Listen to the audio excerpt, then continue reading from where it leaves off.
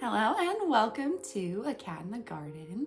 I'm here with Saffron this morning and she, for once, is not screaming, but she's been very chatty today because finally it is warm out and the cats were outside with us all day yesterday doing yard work, having the best time. So now Saffron thinks that she can just do that all day, every day. So she really just wants to go outside. That's why she's very chatty and slightly annoyed today. So I'm gonna go let her be annoyed and scream at the window because there's also lots of birds out there. They love to think that they can catch a bird. So I'm gonna let her go and we're gonna talk about my 5 favorite houseplants for the month of February. I think I picked out a pretty unique mix of houseplants this month.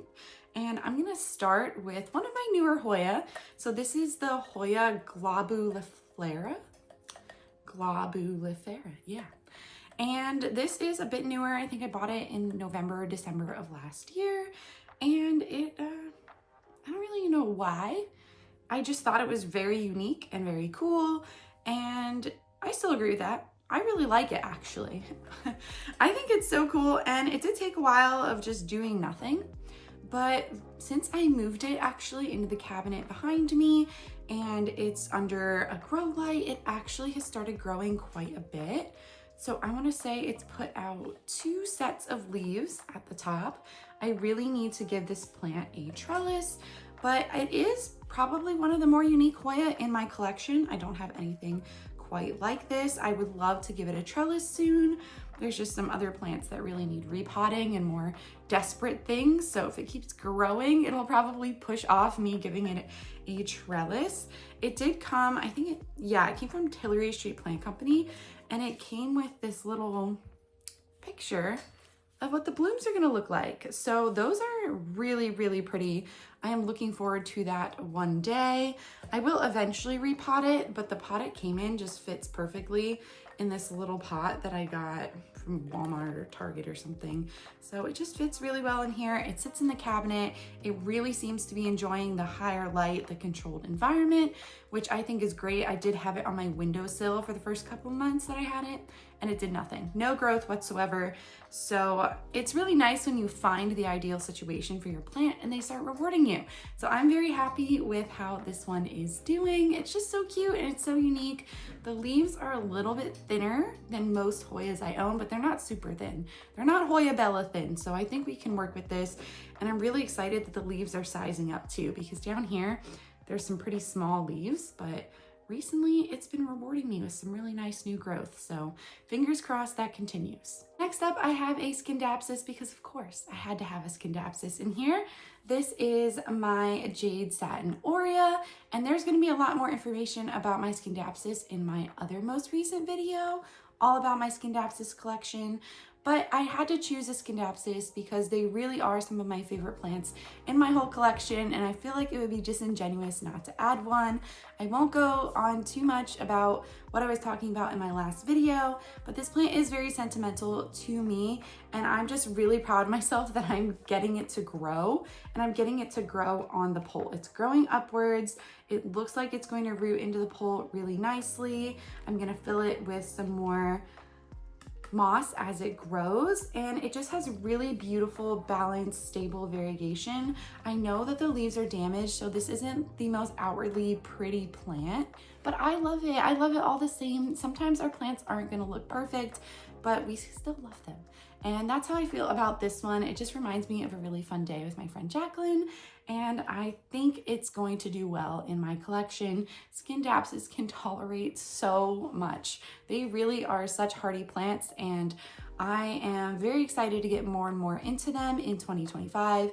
2024 was really when I started falling down the Scindapsus rabbit hole, but I think if I am going to purchase a lot of plants in 2025, I want them to be Scindapsus, because I think with all my life changes and just not having as much time for the plants in the plant room, these are the kind of plants that will still do well. And that's what I want for my plants. I want plants that are gonna do well.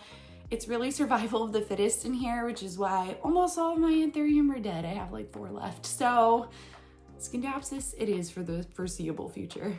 This next plant is the only one of its kind that I have in my entire collection, and I do love it. I think it is a great plant, and I'm pleasantly surprised. I kind of took a gamble on it, not really knowing too much about it, and I'd like to say that it is working out. So this is my Dischidia acutifolia PNG, and it put out this gorgeous new leaf. So when I got it at the end of last year, this is one of my last plant mail purchases for 2024. It had these 2 original leaves and it was growing. You can see there is a node here. It had new leaves on it, but just due to shipping stress and shock, those leaves died. It happens. It is so normal. I don't ever really blame a seller for that, just because it happens so commonly, even though this was shipped from Houston, so it only took a day or 2 to get here. So it happens. So I was patiently waiting to see what it was gonna do next. I really don't know anything about Dischidia. I put it in my cabinet over here in the Millsbo Tall, and it was just under a grow light, and it rewarded me. This leaf is huge, so much bigger than the 2 original leaves. It looks really good. I do think I might have it a little too close to the light, just based off some red spots on the leaf. So I might try to move it a little bit farther away, put it in a different spot, maybe put a Hoya in the spot that I have it, because I have it on one of those shelves that's closer to the grow light. So I don't think that's working out, but it's a lot of trial and error with this plant. I know Dischidia are similar to Hoya. I picked out this one because it looks like a Hoya. Like, honestly, if I didn't know that this was a Dischidia and I just saw it at a plant show or something, or out plant shopping, I would think it's a Hoya. So that's why I picked it up, but I do really like it. It grows in a very similar way, but it also is a little bit different. It's still a unique plant, and I'm really excited to keep growing it, to see what it does, how it grows. I have seen the blooms and they're super, super cute. So I am looking forward to hopefully one day getting this plant to bloom, but for now, I'm just enjoying the new growth. My next favorite for February is just a plant that I love. I just love it so, so much. And that's my Mexicanum. It has actually grown a couple of leaves for me. So this is the newest leaf on this section, and I gotta trace it here. This is the newest leaf on the section here. So it is growing. It seems to be pretty happy. I think it's only 2 plants in here. There's just a lot of leaves that are buried. The stems are buried underneath the chunky mix that I have for it. I am struggling to figure out the perfect watering balance. I do think I've let it get a little too dry, but I'm also paranoid of over watering it. So I'd rather it be slightly too dry versus too damp and rotting.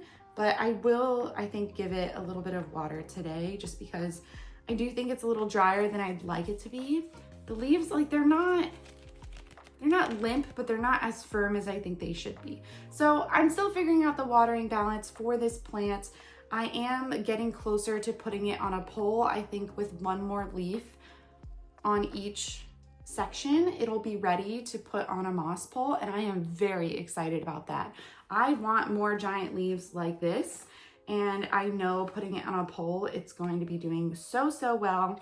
But once I put it on a pole, it's gonna have to graduate out of this pot. I was not thinking when I put it in here, because there's not enough room in the pot for a moss pole. So it'll have to get repotted again. It's not ideal to repot a plant so quickly. I think I repotted this in October of last year. So it's been a few months, but I still would have liked it to be in here for longer, but it's okay. I think it'll be fine. Mexicanum is such an easygoing plant, and truly I got this for $5. So it won't be the end of the world if it takes a nosedive, but I would prefer not to, because I just think it's so cute. It's so full, and this is one of my favorite philodendrons. I really love the unassuming green philodendrons with the red backs on the leaves. Now, when they're more mature, the red isn't as prominent, but I still really, really enjoy having this plant around. It currently sits on a shelf in the plant room, but once I get it a pole, it's not going to fit there anymore. So I'm gonna have to rearrange and find a place for it, but it'll be worth it because I think this plant is gonna stick around for a while. Finally, I have a plant that is so large that I just can't even hide it.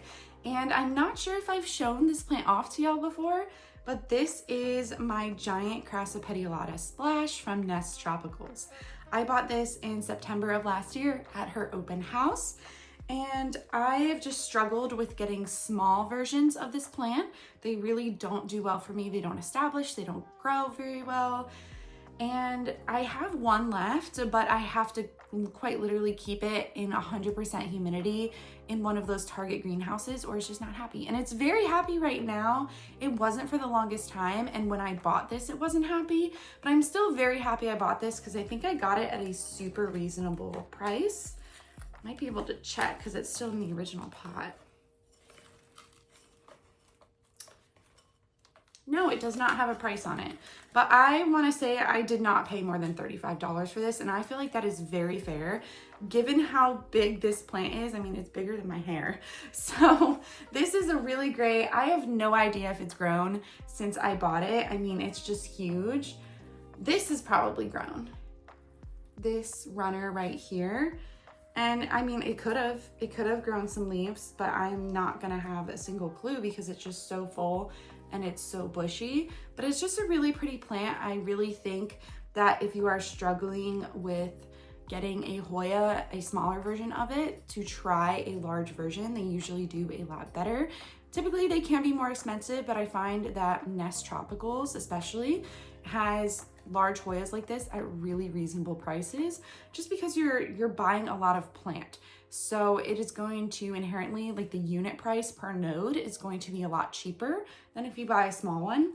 So I'm looking forward to getting a few more Hoya, if I do get some Hoya this year, from Nest Tropicals, just because I think this is the way to go when buying a plant. I have a few. I have a flagellata, and I have, I think, some sort of like latifolia from her that I bought as large trellis plants, and they're all doing so well. Like really, they are doing incredible.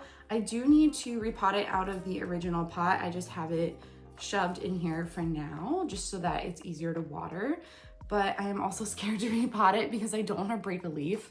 I have repotted those other two that I mentioned since, and it went okay. It's just, you have to be so careful with plants this big, and I can't believe that this much plant fit into a little 3-inch pot. That is just insane to me. I'm sure it is so root bound. That might also be why it's not growing as quickly. I don't think it's growing as much right now, but it is really pretty. This is just something really cool to look at in a collection, a plant that is fully encasing this trellis. So it's just really nice. There is a decent amount of splash on it. Most of the leaves, this looks like a newer leaf actually right here. And you can see the amount of splash on there is really, really nice. So that is one of the newer leaves on the plant, and it looks really good. So I'm happy with how that's going. You can kind of tell what the newer leaves look like. Some of the older leaves just have like a little dust on them, whereas the newer leaves look shiny and they look new and they look fun. So there's a couple others. Here's one that looks newer, also really great splash on it. So I think I picked out a nice specimen. That's also something to look for when you're buying a giant plant, that you at least have a good section of the plant that has a lot of splash or variegation or whatever you're looking for, because if you are buying this much plant, you want it to be worth it. So this one is just incredible. No notes about this plant. I don't think I've ever really shown it off since I bought it, so I figured today was a good opportunity to do so. That's it for our 5 favorite plants for the month of February. Saffron clearly wanted to join me and sit on my lap if you heard her meowing while I was talking about the last plant. Sometimes she just decides she wants something and she has to have it. So I think she's pretty content right now. If you like this video, make sure to give Safi and I here a thumbs up down below and subscribe so you don't miss anything from us here on the channel. Thanks for watching, and we'll catch you in the next one.